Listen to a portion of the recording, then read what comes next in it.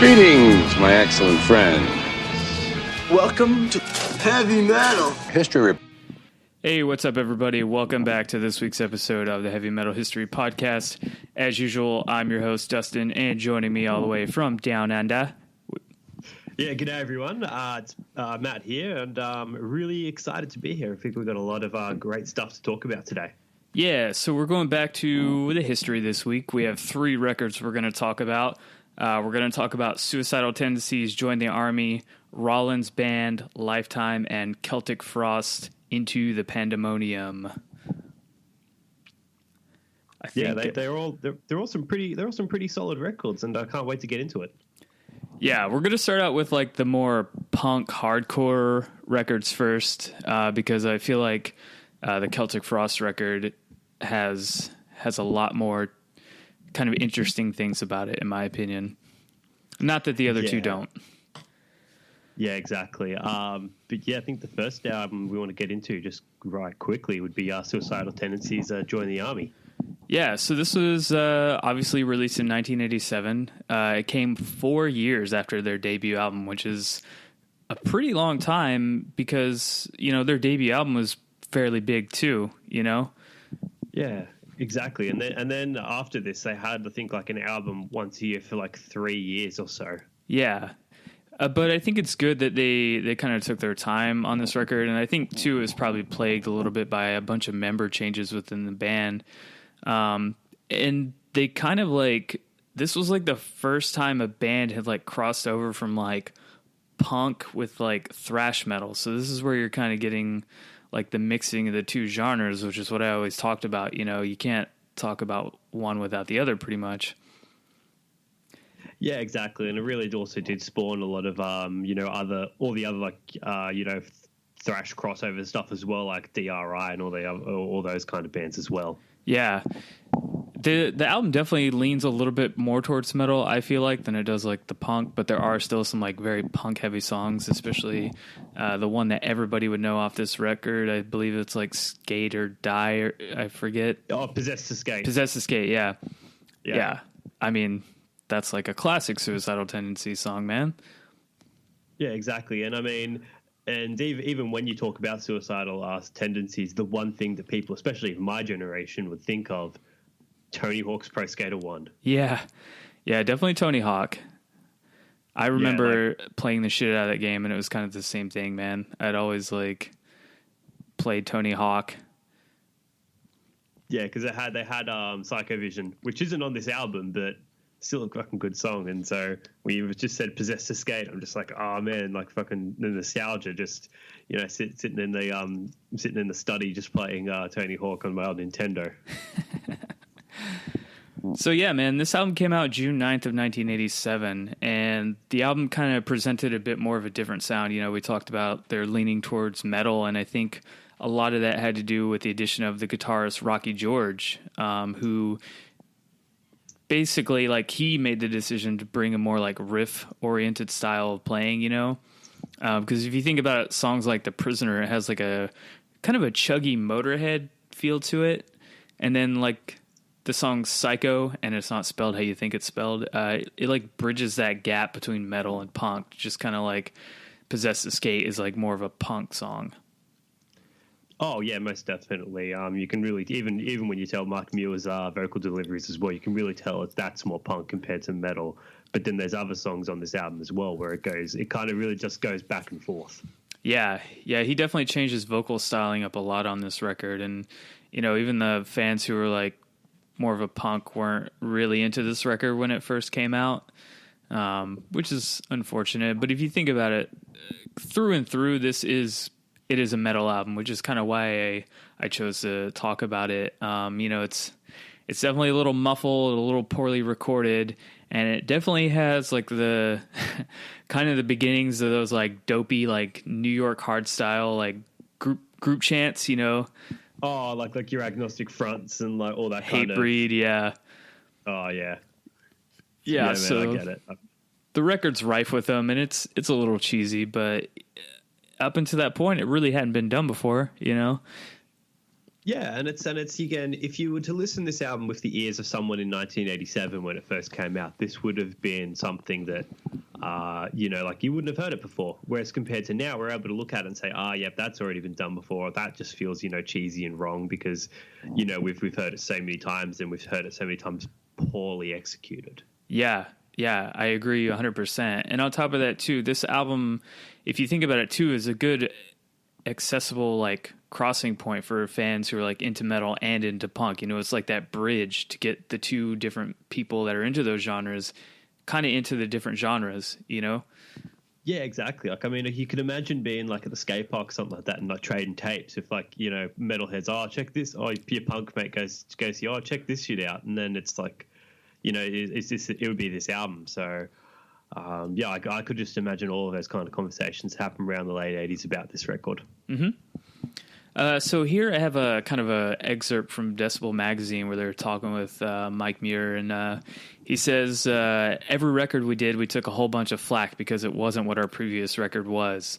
Right to our very first one, where the punk magazine said it sucked. It was metal, and the metal ones said it sucked because it was punk. No one really accepted it. We didn't really care.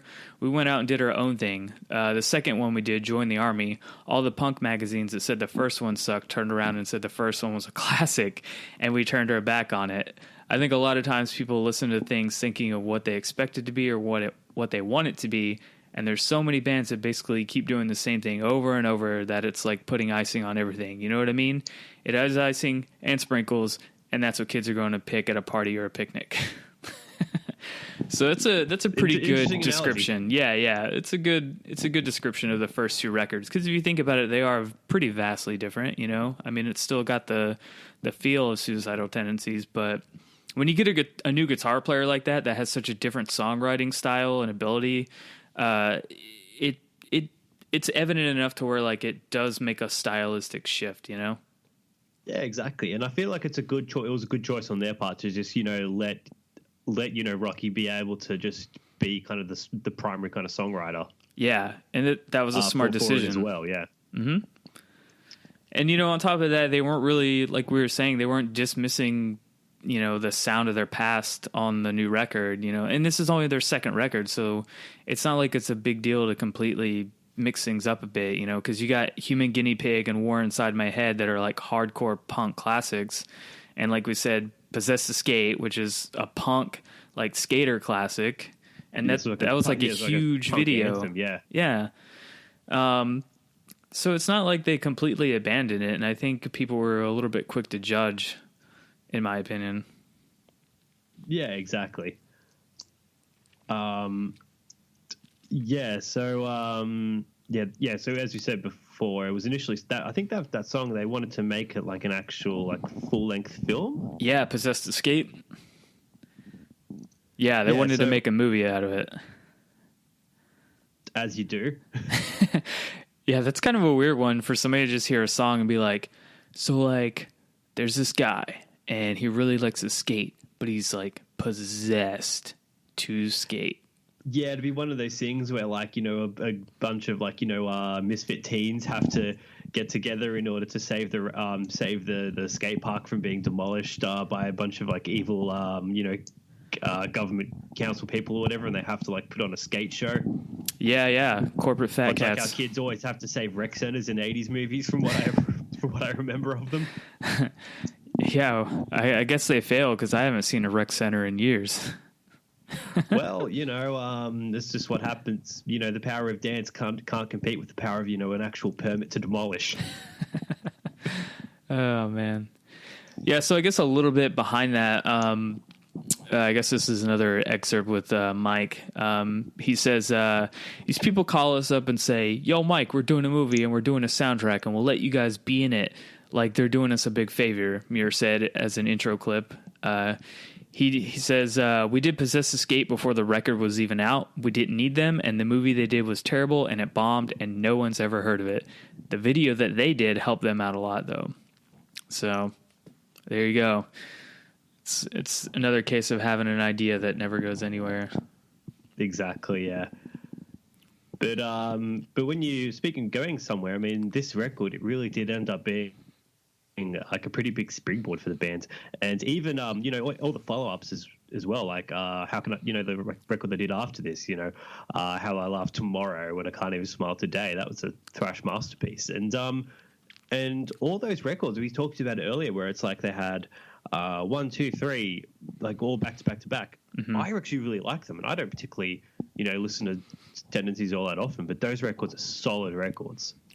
Yeah, I'm kind of the same way. I don't like go out of my way to listen to it, but if it's on, I'm not mad about it. I'm just kind of like, I'm not going to turn it off if it's on. Yeah, it's good for like background music. Yeah, I really do feel that way about these guys. And upon my re-listen over the past couple days, I have to say that I kind of enjoyed this record a lot more than their first record. Well, see, I'm going to have to go the other way on this one. Yeah? Yeah, there's just something about this record I personally didn't like, but like, I get it. Yeah.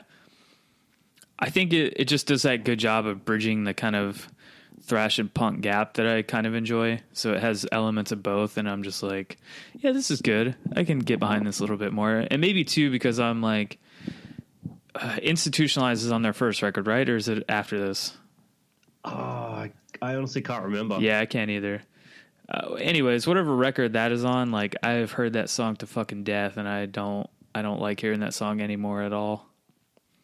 I just wanted a Pepsi, Mom. Just one Pepsi. So I guess continuing on with this, a lot of the major labels were interested when they did this album. George told Guitar World, labels actually offers us a deal, but they wanted us to change their name. So we put out Join the Army through this record label, Caroline. Then Epic came along, but they didn't want us to change our name. They came to our shows, they saw that we had good audiences and that we sold a lot of merch, and Epic just kind of let us do their thing. They didn't try to twist things one way or another, which is kind of weird that a record label would want to come in after you already kind of have a pretty big fan base just based off your first record alone, and they're like, yeah, you should change that name. Yeah, well, keeping in mind this is, the late '80s. The PMRC, the typical witch hunt, was probably in full swing by then, and people weren't really looking. Again, it's looking at a situation through the eyes of the past, and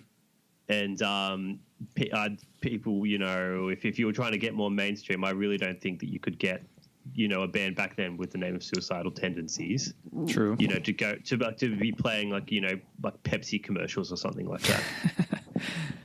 Yeah, I just think it would have been a huge misstep. You know, they would have had to have basically started over from scratch, you know, and all the formerly... you sold out and yada, yada, yada, and it's all just... Yeah, and I like how they kind of stuck to their guns with that one, you know? Yeah. It was a good decision on their end. But even then, you know, if you kind of put it into context, Join the Army is like kind of the beginning of the end of Suicidal Tendencies as like a hardcore punk band, because they definitely went more towards thrash metal for the following records. Oh, of course, yeah. And then I think even after Lights Camera Revolution, yeah, you can really kind of tell. They really found their kind of niche with that crossover between the two of them. Yeah, and I think it was a smart decision on their part, you know, especially since they were like one of the first bands to kind of really do this kind of sound, you know? Yeah, most definitely. So I think one last little excerpt here from Muir. He says, we did thrash, but there wasn't that term before we did Join the Army. That came out afterwards. And this is actually talking to an Australia magazine, I guess, called The Music. I don't know. Yeah. He says, we're one of the few bands that can do all these different things when we throw ourselves into a lot of situations, which is important so that music doesn't become not important. And I think that's a pretty nice way to explain this, you know? If you always keep things different, it makes it so music is always like kind of valid in there, whereas if you keep going and doing the same thing over and over again, it gets bland and nobody cares anymore. Yeah, exactly. I mean, there's bands where that works. True. There's no question about it. And then, you know, there's times when, you know, taking a risk absolutely just pays off 100% in your favor. Yeah. And everyone that listens to it is better for it. Yeah, and then the very rare occasions where taking that risk fucking blows up, and it was not worth the risk. Yeah, exactly, man. But yeah. So what? This record, 30 years old. Are we saying that this record, Join the Army, does it stand up today? I think how it sounds recording wise, no, it doesn't sound very good. But Yeah. I think the songwriting on it's fairly solid. I think the lyrics on it are fairly solid. You know, it's a fun record. I do think that like, you know, I'm not really big into underground punk nowadays, but I think if it came out now, it would be pretty hot for a minute, you know? Oh yeah. It'll be good for about about 3 months or so. Yeah. So I think they should try to maybe not re-record it, but figure out a way to remaster it. And maybe it already has, but I don't think so. I could be wrong. Yeah, I couldn't find a remastering of it, but yeah, no. If they were to, I'd give it another listen. Yeah, because I think it could benefit greatly from just a little bit different kind of like tweaks and stuff to it. Yeah, but then again, like at the same time, it's still for what the record is and what it represents and what it basically has done. Mm-hmm. I think it stands up.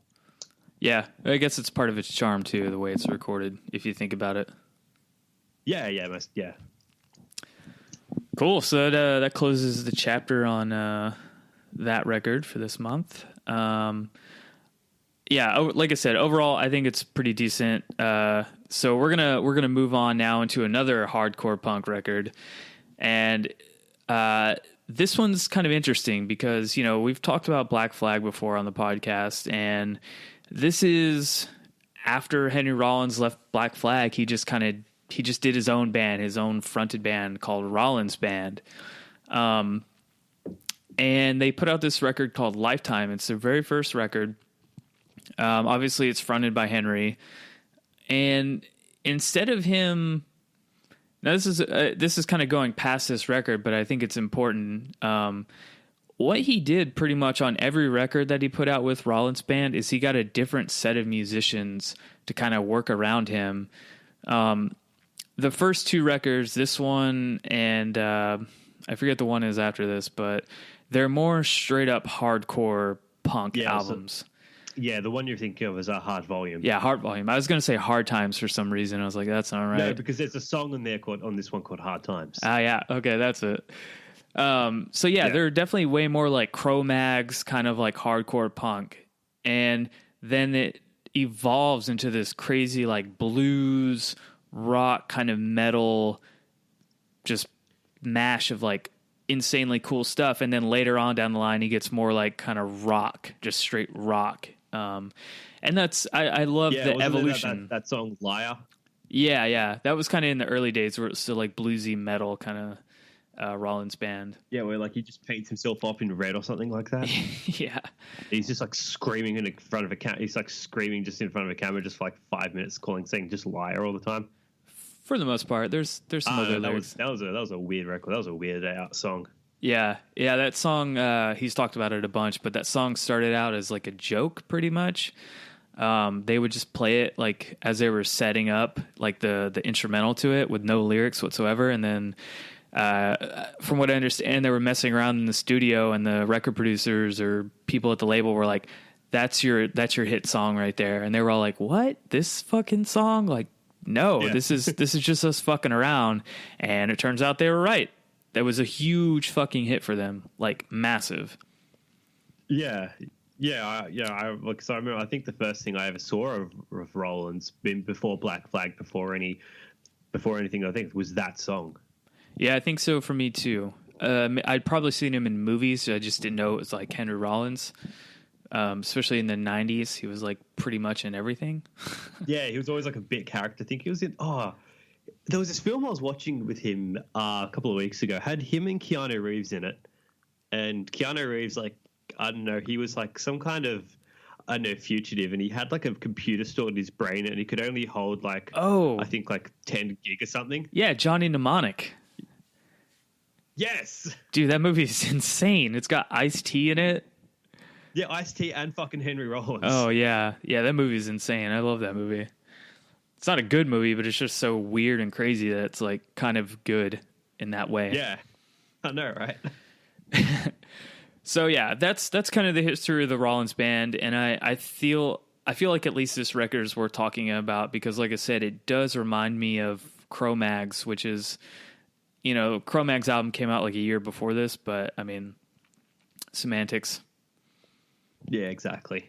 So this record was produced by Ian MacKaye, who him and Henry Rollins are like lifelong friends. Everybody knows Ian MacKaye from like Minor Threat. So that's how this record kind of got made. The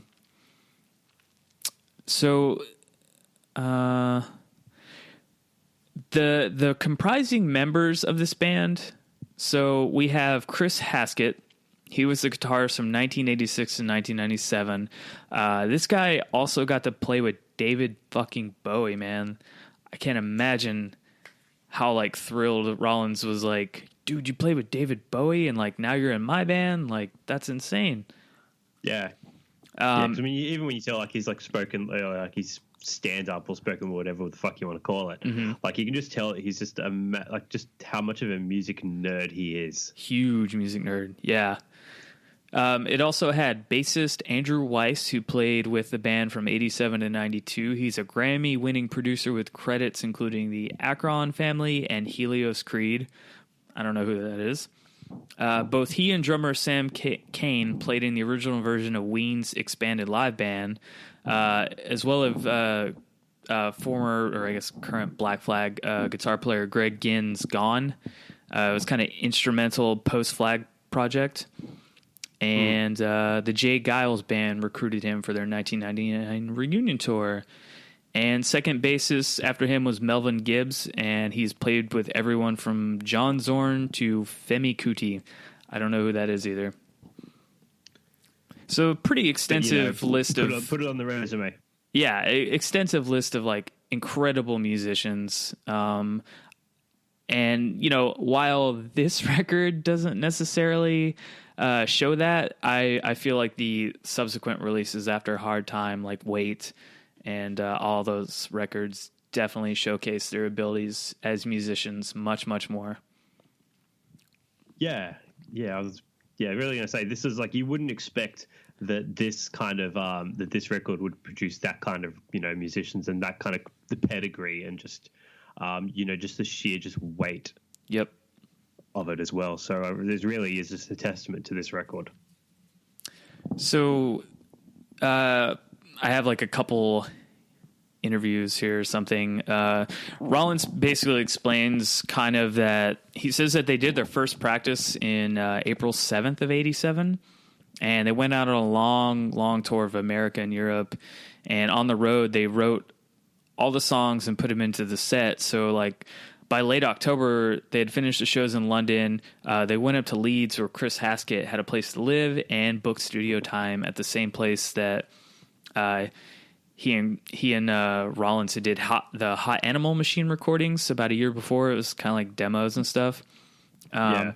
He says he had no producer for this record, and he feared that since everyone in the band had strong opinions on how it all should be done, that if they tried to do it themselves, they would do more harm than good. So this is where he called in Ian MacKaye and asked for help. So Ian got like straight on a plane, came right out, and they got straight to work and had little time or money. So they had to like in and out.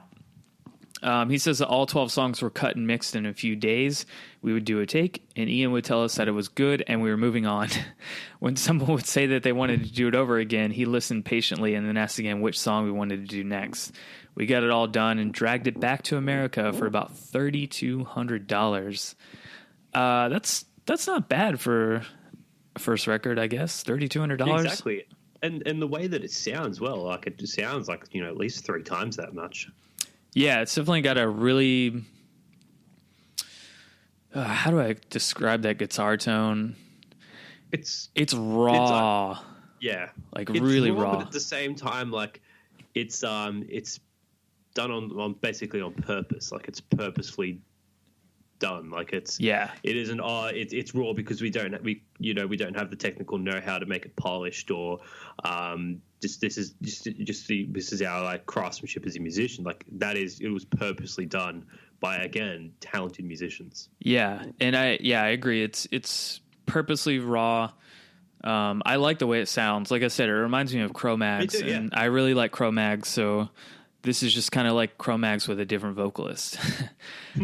Yeah, which is basically what if you were to say Cro-Mags with a different vocalist, people would be like, right. Oh yeah. yeah, I agree.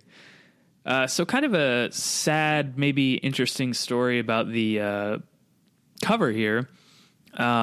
The album cover was drawn on the back of a dinner placemat by Stephen Myers as a gift for Henry's roommate Laura. Only the offset reproduction of the piece remains because the original went with her after she gave up her room, but the sad story is that she shot herself a few years later. So it's kind of an unfortunate thing to happen there. Yeah, very sad. I have one last little, I was trying to find a bunch of audio interviews for this, but I kept finding like text stuff. And that's pretty much how we usually do our research anyways, is we just find these interviews and, kind of talk about them and stuff. Kind of speaking about like, how the raw sound of it is. There's this interview with Henry by this guy, Joel Galston, I believe. He kind of starts out and he says that he loves the way Lifetime sounds, As great as the later Black Flag albums are, the production, especially on the drums, always sounded a little foggy to me, whereas things on Lifetime are very crisp and coherent. Was this the result of Ian's production, the studio used, or both? To which Henry Rollins kind of says that it was a combination of the drummer Sim Kane's excellent playing and recording the reality of it clearly on tape. Ian didn't mess around. We put up the mics and rolled tape. I think we were done with the whole thing in about a week because it's all he could afford. Some Black Flag albums were mixed by someone who medicates with marijuana. They sounded a little foggy to me as well. Yeah, it really just does go back to it was purposely raw instead of just raw just for the sake of don't know how to make it polished. Yeah, I agree. And then he asks him, we were talking about the revolving kind of musicians and stuff, and he asks him about, even though this was later, it's still kind of cool and relevant. He says, after Come In and Burn, which came out in 1997, you formed a new version of Rollins Band with the guys from Mother Superior. What changed in your working creative relationship with the original band, especially Chris and Sim, that necessitated moving forward with new musicians after spending so many years together? And Henry basically says that it was great working with people who were into it, ready to go, were happy to travel, didn't whine, and didn't talk about money all the time. Playing with Mother Superior guys is probably the only time I was in a positive environment making music. It was great to be in a band without drama or cliche adult rock star problems and just play really hard every night. And I don't know if anybody's ever seen live versions of the Rollins Band, but Jesus fucking Christ, is he not lying when they say they go hard. Yeah. Yeah, again, it's basically just the man painted in red just screaming for 6 minutes. Yeah, and he's just like this hulking brute of a man just on stage like he's about to crush everything in his path. It's insane watching him, man. Yeah. So, so we're saying 30 years later, does this record hold up? You know what? I want to say yes, because a couple years back, Henry got the master tapes to this record and remastered it and re-released it, and it sounds fucking phenomenal. Yeah, I think that's what I was listening to today. Yeah, so again, we're talking about a guy who's a big music nerd. He definitely made sure to take painstaking care of how this record sounded in order to give it like its proper release. Yeah, exactly. It's I was going to say, like, this album, you would need to basically go out of your way to basically find it. Yeah, up until a few years ago. To it, like, it's there. Like, this thing won't be on, say, like any kind of like playlists or top 20 lists of XYZ. But yeah, if you find it, you're in. Yeah. Up until I forget when he re-released it. It was either 2015 or 16, maybe earlier. But yeah, it was really, really hard to find. And now it's a little bit more common to find, but still, you pretty much have to go through Rollins' website to order it. Yeah, exactly. Or maybe you the can just go on Discord. YouTube. Yeah, or on YouTube. Forget about that shit. So yeah, man, I think it's a good record. It's a really cool start to not only hardcore, but like hardcore punk too.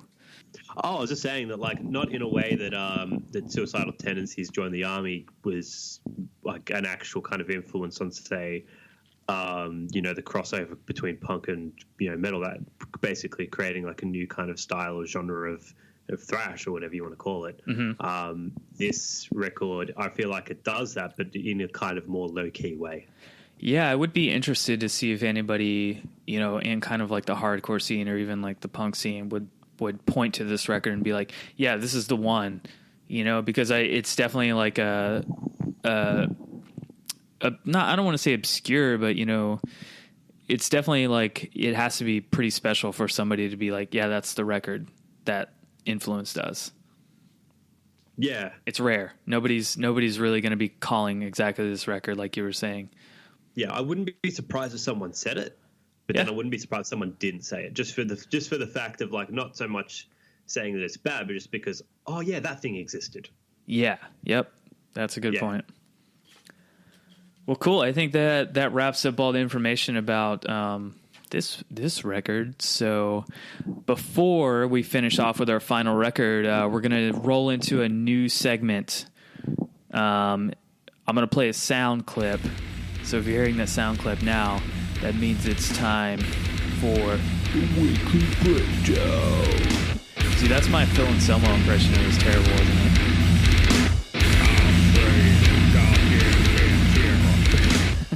I was trying to do like his, we're taking over this town. We're taking over this town. Wow, we're really terrible at impressions, guys. Don't kill us. So yeah, new segment. We're calling it the Weekly Breakdown, where we talk about new releases. So we're gonna run through a couple new releases that me and Matt listened to this week, including as like I don't know what to call it. Like a plus side of this is now every week on our website, I'm going to be writing record reviews. I don't know why I wanted to start doing this. It was just kind of like an idea I had. Yeah, that's true. I do enjoy writing. So my first one's already up on the website. You can see it now, and you can tell me it sucks or it's awesome, whatever. So I'll be telling you basically offline. So what record do you want to talk about first for new releases? I know I sent you kind of like a pretty small kind of mid-range list, I guess. There's quite a few we got to roll through. Let's get the good one out of the way first. What's the good? Something that I've never heard of, and it's something you've basically put as your basically pick of the week. Yeah. Now, I don't know how to say this band, so I'm just going to let you go for it. Shit, I don't know how to say it either. I think it's Usnia. Usnia, yeah, that's what I was thinking too. Usnia. Yeah. So, yeah, they're from Portland, Oregon. Their new album is called Portals into Futility. It's the one that I did the review for this week, and it pretty much sums up a lot of how I feel about the record. I knew about this band from a long time ago, like before this record, but I kind of just lost track of them. And, over the past month or so, I've seen stuff from Relapse being like, oh, new record. I'm like, holy shit, like I forgot all about this band. Yeah, you can really tell that this album's just on Relapse. Yeah. And so the other day, like I was waiting for it to kind of drop, and it finally dropped, and I was at work. And I can put on whatever I want thanks to Spotify. So I kind of played through it that way in the morning, just kind of like listening to it overall. And I was like, man, this is a really, really good, super solid doom metal record. And then over the past couple of days, like yesterday and today, like I really, really sat down and listened to it so that way I could do my review like justice. And I was really blown away by a lot of the fucking just overall heaviness of this record, man. There's some slick fucking guitar riffs in there that dude, I just don't hear very often. This album is chock full of them. Yeah. Yeah, I was surprised, man. Like, it's not that their past albums were bad or anything, but holy fuck, man, they definitely like stepped up their game. My favorite like little riff is the one I talk about. It's in the very first song. It's at like 5 minutes in, and they just got this crushing like elephant stomp riff, but these like really discordant, inharmonious pinch harmonics behind it just give this evil feeling, and I was just like, oh my god.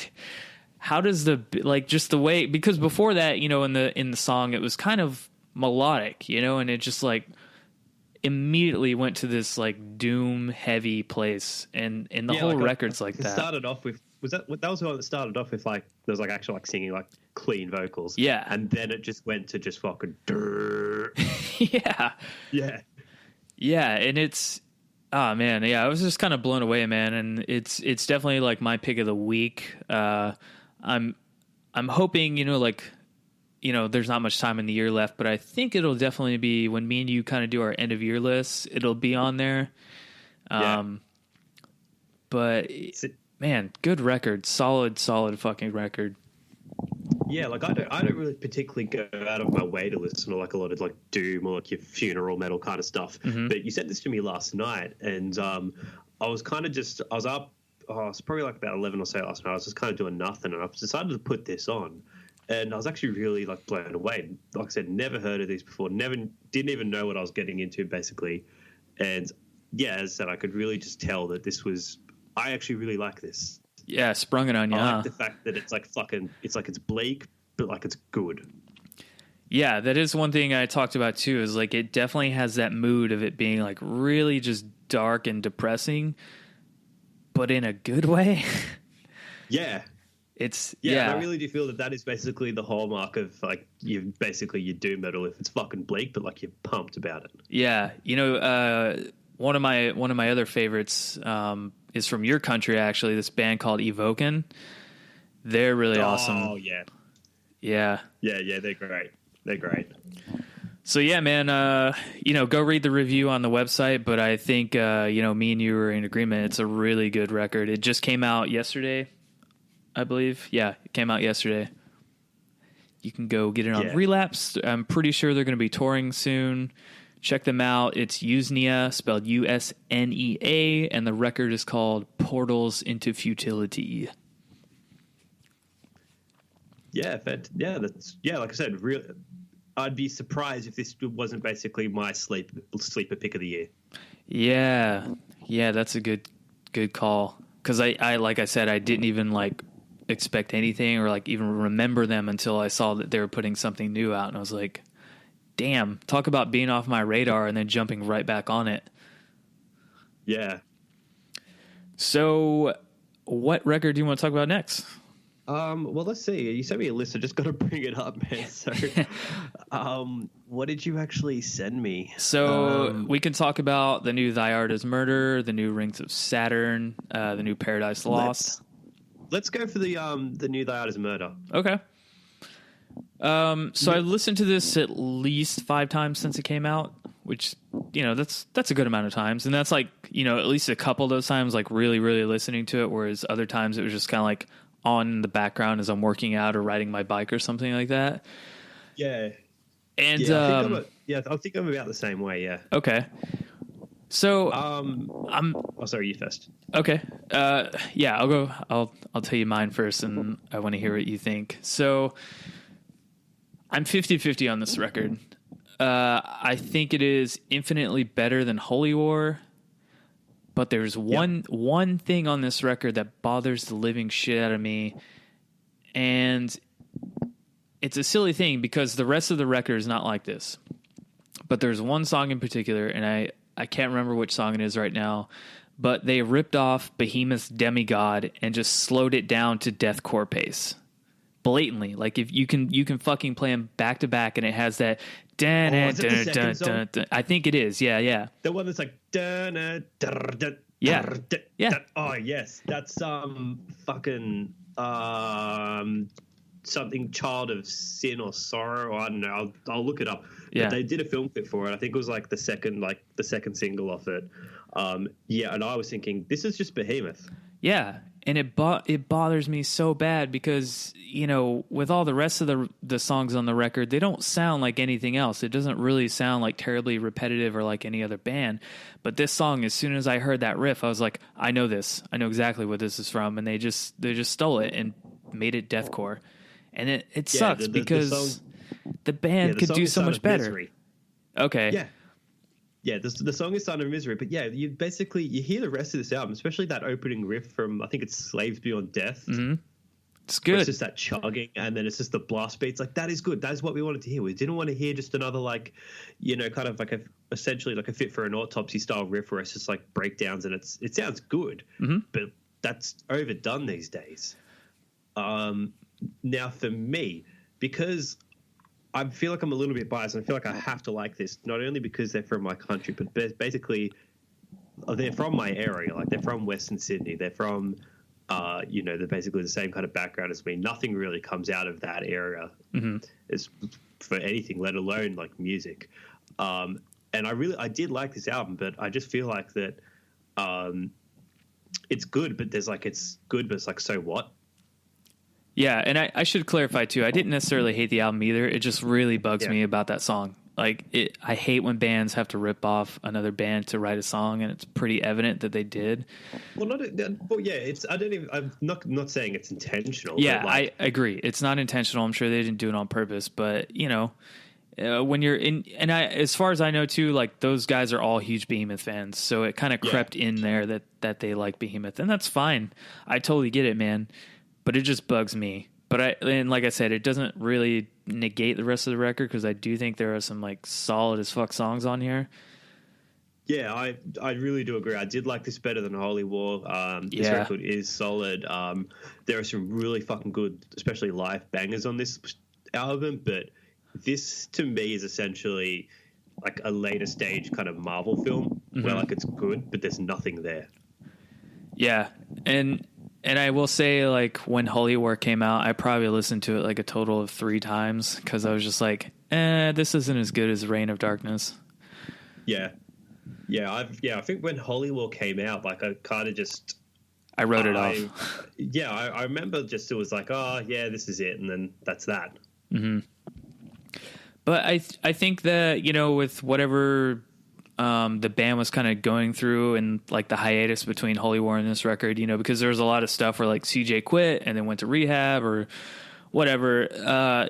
I think they definitely put that into the record. You know, they took all that strife and kind of dealing with the band, you know, personal problems and wrote a hell of a record around that. And, you know, I think CJ's vocals are on point for sure. Yeah.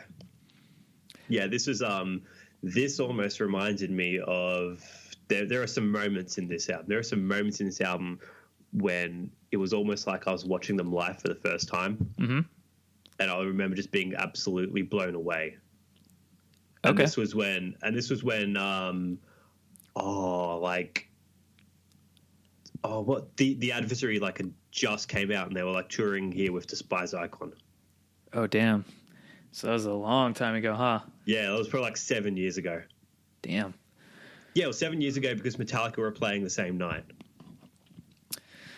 Yeah, I was definitely, you know, ready for something new by them, and it was nice that it was a record that I could get into a little bit more than Holy War. And I definitely think I'll be, you know, spinning it a few more times before the year's out, like, easily. Yeah. Yeah, it did, and it got to number 5 on our music charts. Damn, that's pretty good. Yeah. Here's another thing, though. So what's the other thing? The cover. Is that a sheep sucking a wolf's dick? Because that's what it looks like to me. No, it's the teat. It's supposed to be a teat because it's obviously supposed to be a woman wolf. It's really confusing because I thought it was a sheep sucking a wolf's dick. Yeah, but it's like, you know, try to get that one censored again. I know, right? What the censored version of that would end up being? Dude, funny story actually about that.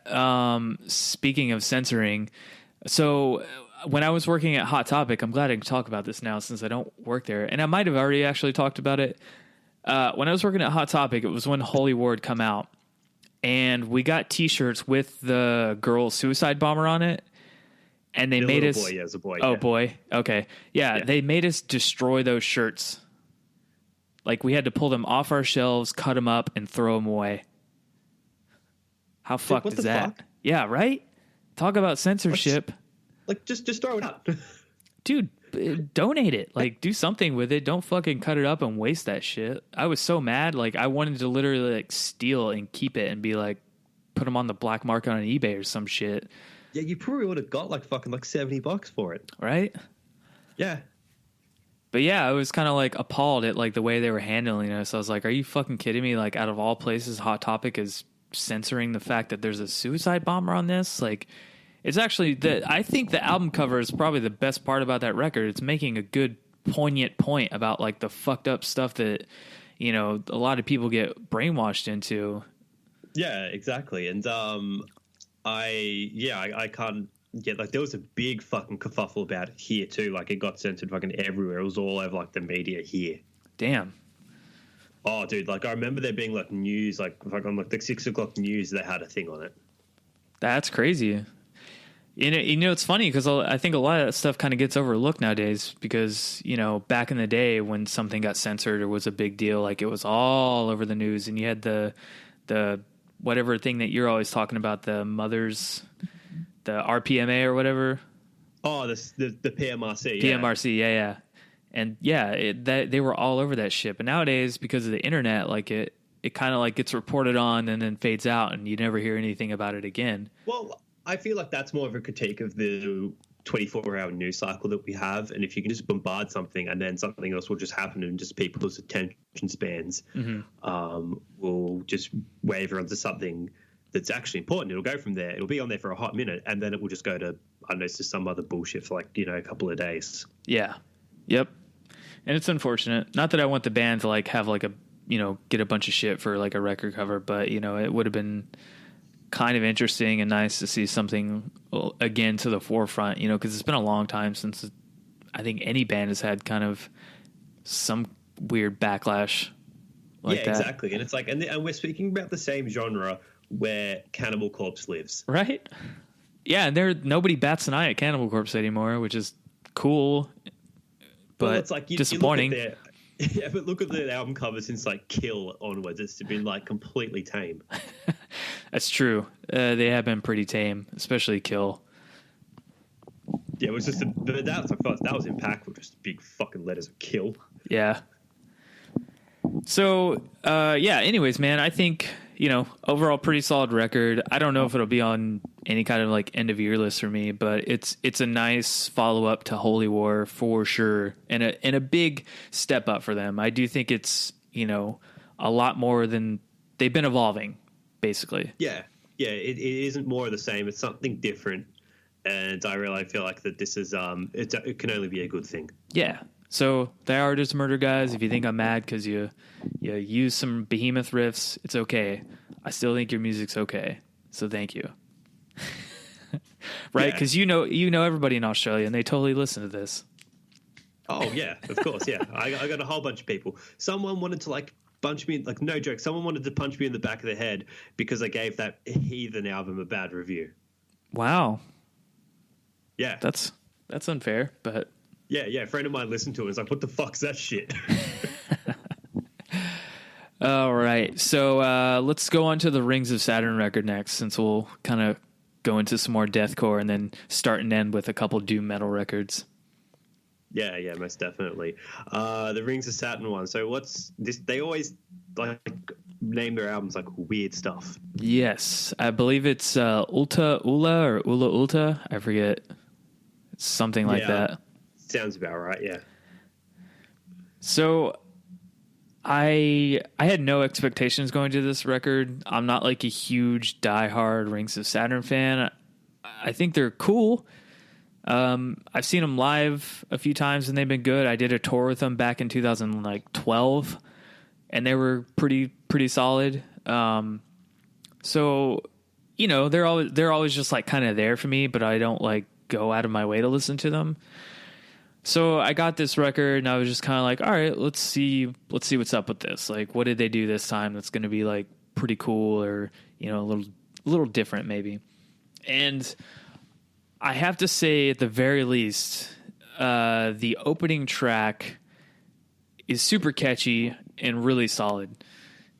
Like just that opening riff, man, once I get into it, and then kind of halfway through as that riff's over, it just like slams right into that fucking breakdown, and it's like, oh yeah. Okay, this is kind of what I expected, but not in a bad way. I don't want to say the band isn't evolving, because they clearly are doing a lot of different stuff on this record, but at the same time, like, you're listening to a Rings of Saturn record. Yeah. I was exactly the same way. Like, I was pleasantly surprised. I did like it, but again, it's more of the same. Yeah.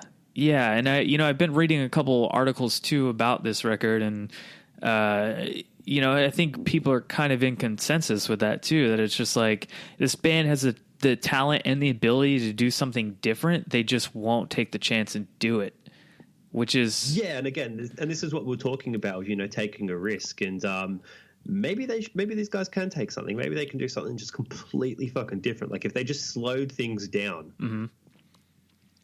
Yeah, I mean, what if they did a whole... Yeah, like if this was played at essentially half speed... Yeah. Well, I feel like if it was something completely different, yeah, it would be. I feel like if they slowed it down, it'd be more generic deathcore than it would be like pseudo tech death. Yeah. I think I feel you, man. I feel you. I feel like they should kind of lose the breakdowns, not altogether, but a lot more than they do use them. Which I will say, okay. That being said, with this record, there aren't as many breakdowns as I expected, which is nice. Because and there's and when breakdowns happen, like, they're big. More often than not, they're big and they're purposeful, and they fit the song. Yeah, and there's a couple songs on this record where they kind of like veer off into weird territory. There's like that kind of, I don't know what to call it, like Indian sounding, like country weird. Yeah, was that the interlude too? Yeah. Third, it's like right at the start of the record. Yeah, it's it's something different, and the instrumental on this record, it's okay. Like, it's not bad. I could tell why it was an instrumental, because it wouldn't sound right with vocals to it. Yeah, which is nice, because that's how you want an instrumental to sound. If you can do an instrumental and you think like, oh, this would be better with some vocals, then you're not really. I feel like you're not doing an instrumental right. Exactly. Yeah. But I would say that this record, like, it's good. Wouldn't go out of my way to seek it, but if it's on, I'd keep it on until I got bored of it. Yeah, I feel like the only song I actually really, really listened to is the first song on the record. Like, see, I was gonna say the second song on this one. Really? Yeah, the one where it has that mad riff as well, just like chuggy. It's like dur, dur, dur, dur, dur. Yeah, I can't even do it properly, but yeah. Yeah, I don't. I mean, when I have listened to it, like, I'll put it on like all the way through for sure. But yeah, I think Servant of Sentience is definitely like my favorite song. Because I mean, even the way it opens, it's like, yeah. It's got those like triplets, man. I'm a sucker for those fucking things. I know you are, dude. It's hilarious. But yeah, I mean, that's like the only song for sure I'm stoked about on the record. Everything else is like kind of, it's just more of the same, but not in a bad way. Like, I don't think it's a bad record. They're definitely talented guys. And, from what I heard, they killed it on Summer Slaughter. That's awesome, man. That's awesome. Yeah. All right. So the last record we're going to talk about for new releases is Paradise Lost. Okay. Now you're going to have to talk about this one more, because I think I've only listened to about a song off it. Okay. Yeah, I mean, I've listened to it a couple times so far. I don't know why I'm spacing on the name of the record. Is it Medusa? I think it's Medusa. I am but just... anyway, yeah. Like I said, I think I've only listened to a song. I meant to listen to it. Totally spaced on actually listening to it earlier today. No, so, it's all good, man. That is my bad. Yeah, so another Doom record we got here. And this is from like a legendary like doom metal band. This band's been around. We haven't covered one of their records yet, actually, which is weird. But they've been around for nearly 30 years. They've been around since 1998. And what, 1990? 1988, sorry. Yeah, 88, yeah. Yeah. So, they've been around for a long, long time, and it's called Medusa. Okay, I was right. They have like freaking, how many records? This is their 15th record. Yeah, I think it's something like that. Yeah.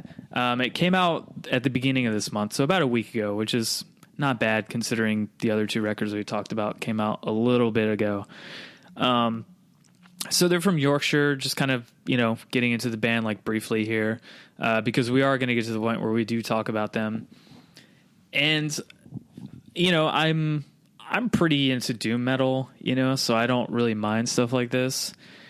I think it's a really solid record. It's definitely better than the last record. Not that it was a bad record. The one thing that really caught me is one of the tracks, man. Like, you can tell that they were harnessing like some serious typo negative in it, and I was stoked because since the loss of Pete Steele, like, we're never ever gonna have typo negative again, and that sucks because they're like one of my favorite bands. So it was nice to hear his vocals kind of get down to that low, like, hey, I can't do it, but that low, really just, what is it, like baritone or that real kind of low. Oh, Peter Steele. Yeah. So it wasn't quite there, but it was close enough to where I was like, okay, I'm into this. Like, so that's kind of what made me like check out the record in a little bit more of a, not in passing like I did with their past couple records, because I don't know, I kind of like go back and forth on this band. Like, sometimes they have some good records, sometimes like not so much. But for me, I really enjoyed this record. I don't think I enjoyed it more than that Usnia record as far as like doom metal goes, but it still gave me something that I was like kind of wanting out of music, especially like in doom metal. And for a band that this legendary, that they would kind of change how they were writing music to go back to their more sludgier doom stuff, because they go all over the place with how they sound. So it was nice to get them back to like this kind of sound. And I think they knocked it out of the park, man. It's a really solid record. Yeah, and it's good to see that a band that's been around for, like we said, 30 years, has still been able to put out records consistently, and as a record as you're sounding it out to be a really kind of solid record. Mm-hmm. It really is a testament not only to them but just to doom metal in the genre, like as a whole. So I'm stoked that Paradise Lost is still putting music out. Yeah, and they don't creep into like the obnoxiously long doom metal songs, which is funny. Like, we were talking about the Usnia record, all those songs clock in at like 10, 11 minutes, and they don't feel like it for even a second. Yeah. I think it was the last track was like 20 minutes. Yeah, it didn't feel like it. Yeah, whereas like all the songs on this record, I think the longest one is like 8 minutes and 30 seconds. So they range, and it's nice to kind of have that brief doom kind of feel. So yeah, I think it's a great record. If you haven't checked it out or never heard of this band, definitely check out like their entire discography, and especially this new record called Medusa. I know they're doing a European tour, but I don't know if they're doing a American tour yet. So I might, I would want to go see them if they came around here for sure. Oh, there you go. So that wraps up this week's edition of The Weekly Breakdown. I'm going to nail that one day, I swear. Yeah, you're going to do it, man. Yeah, I'm going to practice it. I'm going to practice it in the mirror. I'm going to watch like a bunch of Anselmo videos. Yeah, just watch the home videos VHS. Shit, yeah, those are awesome. They are awesome. We need to do like a separate thing on them just alone. Oh, dude, that's a good idea. Fuck yes. All right, so we're going to get into our last record here, and then that's going to wrap up this week's episode. So we're going to talk about Celtic Frost, Into the Pandemonium. So with this record, how we're going to talk about it, we're actually going to be taking a bunch of excerpts from this book called Black Metal: Evolution of the Cult. Mostly because it goes pretty in depth about this record, and actually, like, they had a bunch of interviews with the singer and a bunch of the guys in the band. So I thought it was best for us to just kind of talk about it directly from the book. Not that we're going to be reading it entirely verbatim. You know, we're going to try to do our best to make it sound like a conversation, but, you know, you can only do so much. Yeah, exactly. Yeah. So I guess just kind of going into it a little bit, you know, a lot of these guys, they were from a band called Hellhammer, I believe. So it was, or what is it? See, I already fucked up, man. I already fucked up, guys. What are you doing, man? This is supposed to be some kind of, you know, semi-professional operation. Yeah, I'm totally professional. Okay, so here's what really happened. Hellhammer. Yeah. Hellhammer was hated. That's the thing. It's like nobody liked fucking Hellhammer. So they were trying to get away from that and just like kind of give up the band.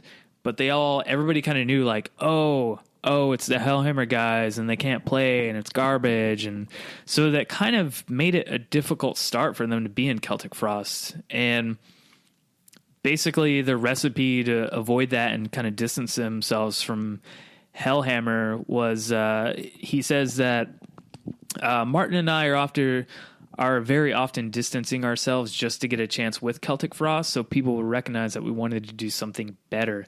And it took many years for Celtic Frost to be taken seriously, and it began when they released Into the Pandemonium in 1987, and that was like their breakthrough album and the one where they started to kind of get some respect as a band.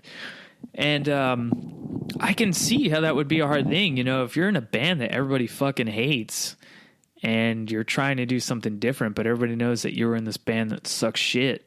Like, yeah, and you got a hard road ahead. It's like, yeah, like days before, like pre-internet as well, so no one could really, so it's like, you know, pre-internet, no one could really, you know, like do a quick Google on the band. They had to like actively be knowing, so where they would have actually actively known, yeah, that, you know, hey, these are the guys from Hellhammer.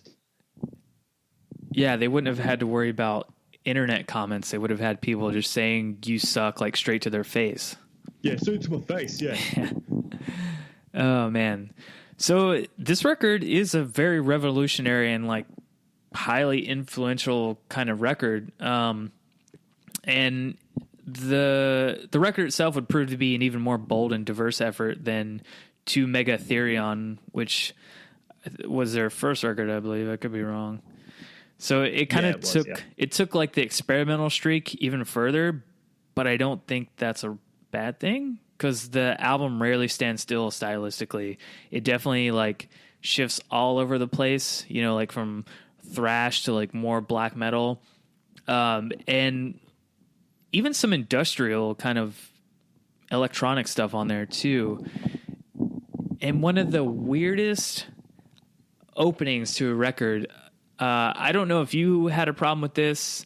I did. I was about to say, if these guys are expected to be taken seriously, don't put that song on the record, let alone how to open it. Like, no.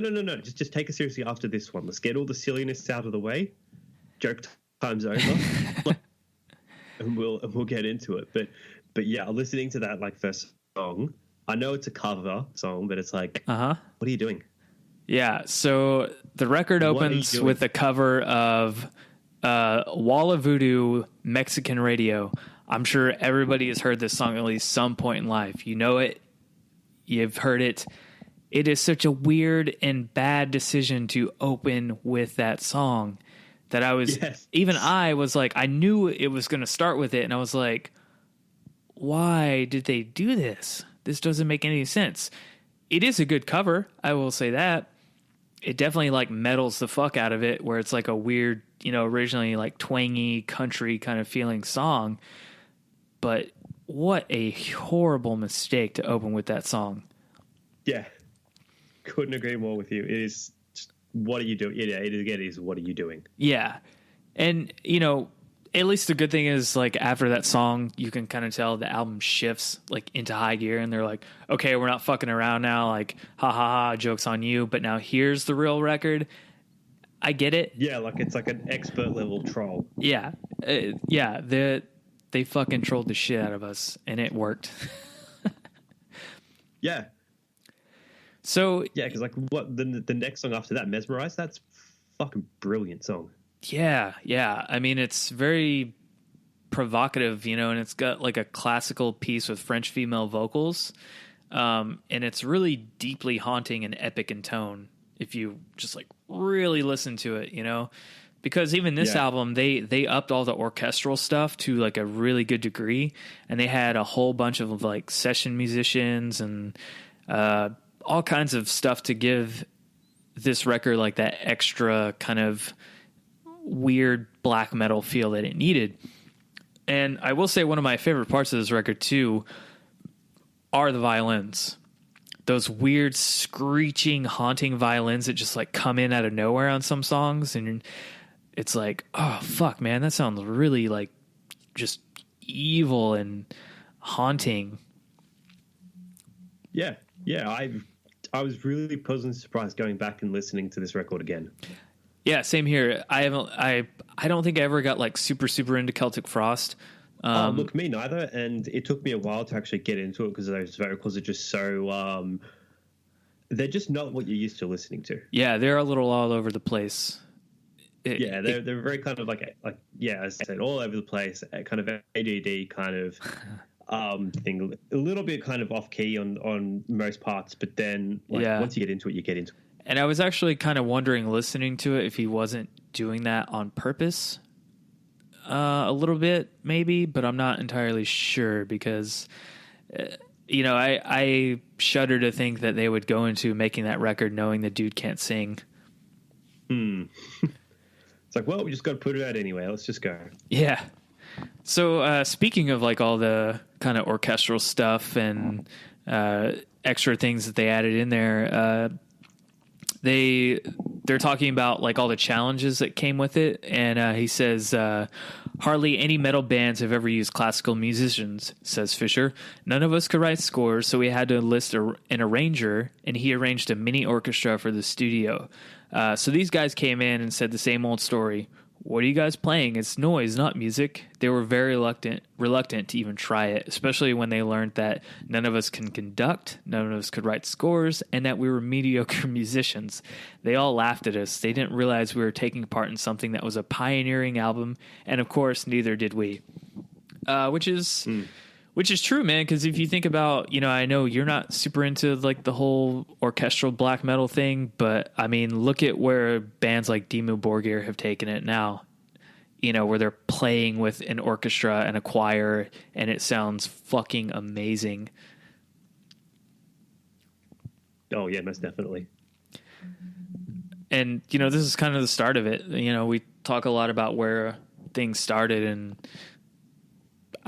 Into the Pandemonium was like a big start for orchestral black metal kind of music in general. Eventually bands like Emperor kind of picked it up, and early Cradle of Filth somewhat kind of picked it up, and like the Dimmu Borgir, they really just picked the ball up and they just ran with it. Yeah, and here in the book it says there was, of course, no way the band could have foreseen the profound influence this album would have on the metal scene, introducing a heavy use of both orchestration and female vocals into the metal template at a time when both were largely unheard of. Nonetheless, the fact that the band were taking a considerable risk with the recording was impossible to ignore. And he continues on here, and he says, I knew it was a very dangerous album. It was a time when female vocals and classical instruments were very foreign to heavy metal, and no other extreme metal band at the time would have touched it. Metallica, Slayer, all that, they would have never touched it, and we did, and I'm very proud of that.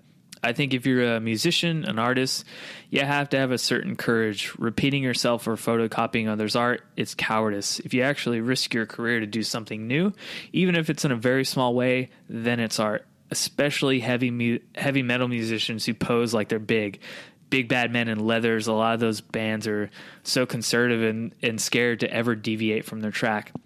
To me, heavy metal itself is a powerful, energetic, courageous music. It's a revolutionary music, or at least it was when it arose out of the 70s, and I cannot believe so many people are scared to go anywhere with that. So this was the music we wanted to make, and surprisingly, it turned out to be our breakthrough album. And I don't think he's wrong. No, he's definitely not wrong.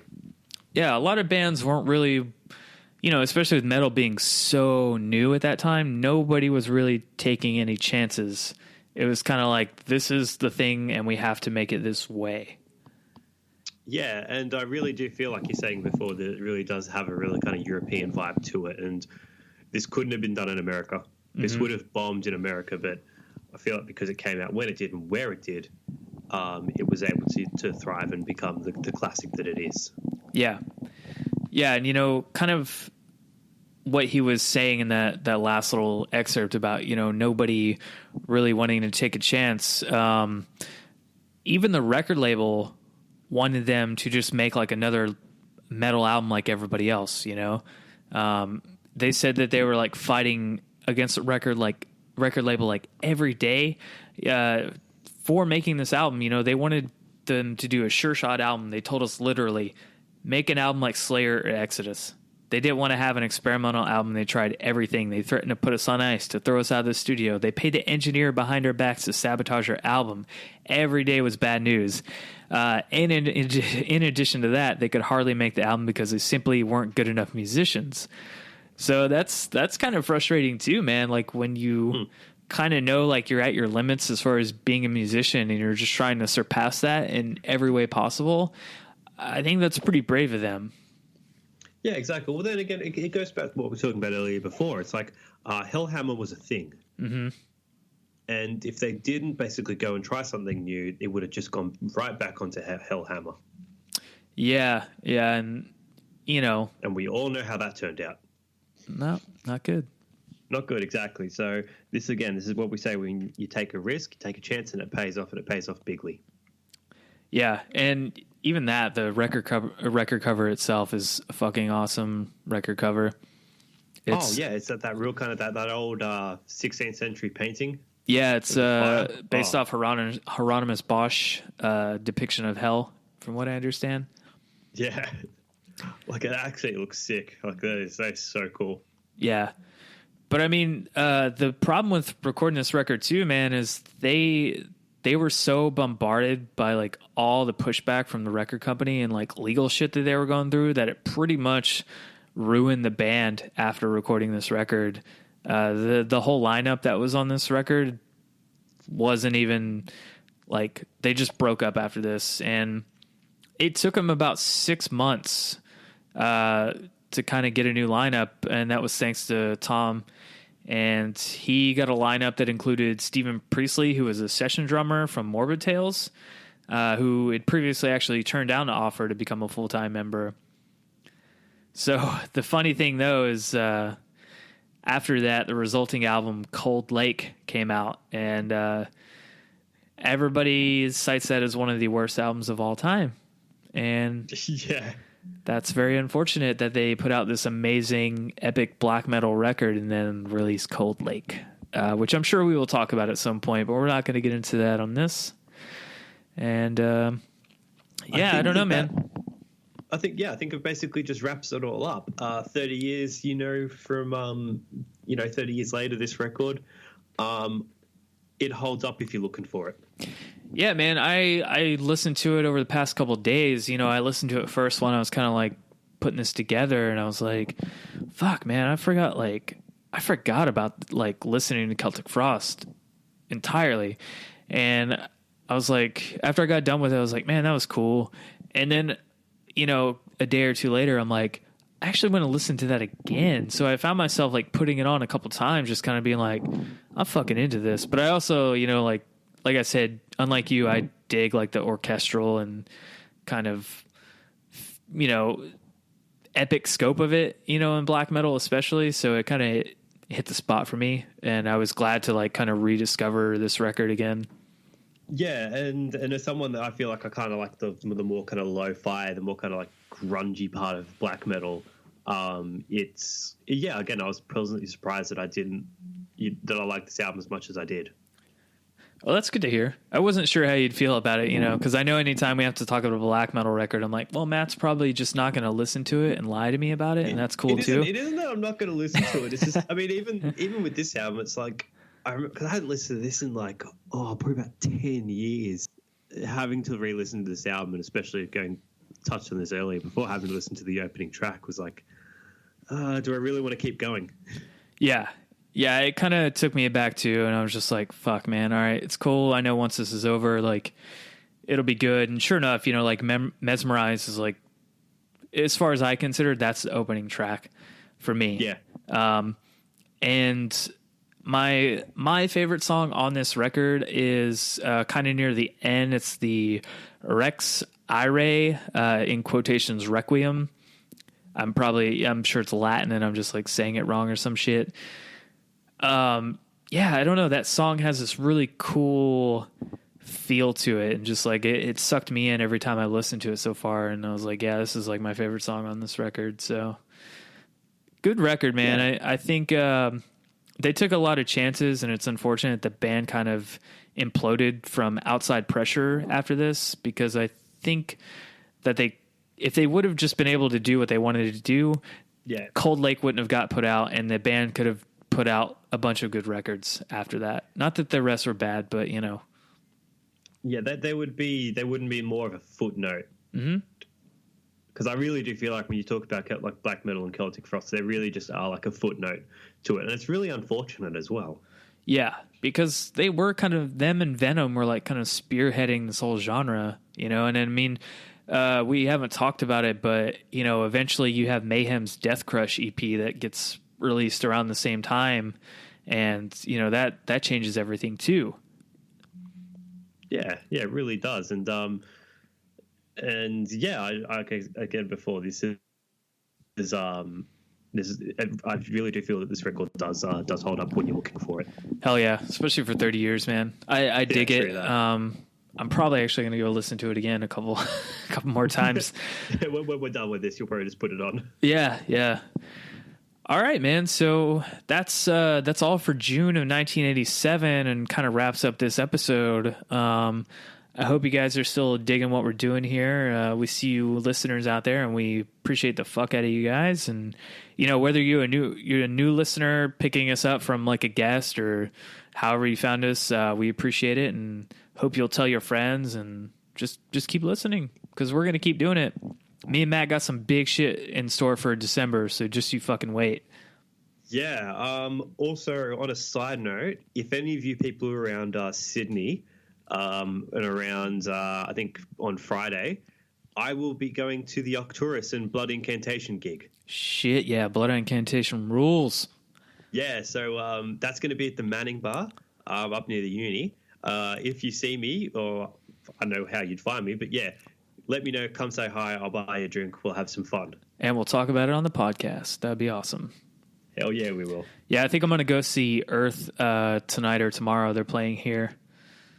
Oh, nice. Yeah, they're kind of metal. They kind of get put into metal, even though they're just like an instrumental kind of doom-laden band a little bit, but they're cool. Yeah, still fun to listen to, though. Yep.